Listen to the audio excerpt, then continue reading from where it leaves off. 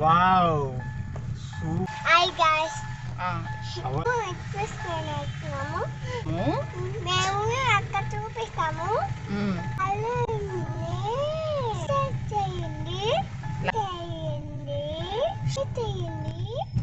అవునా?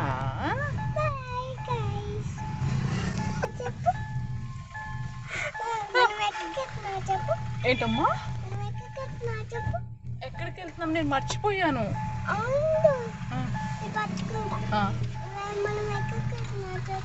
మనము ఎగ్జిబిషన్కి వెళ్తున్నాం. అక్కడ బోలెడు రోబోటిక్ యానిమల్స్ ఉంటాయంట.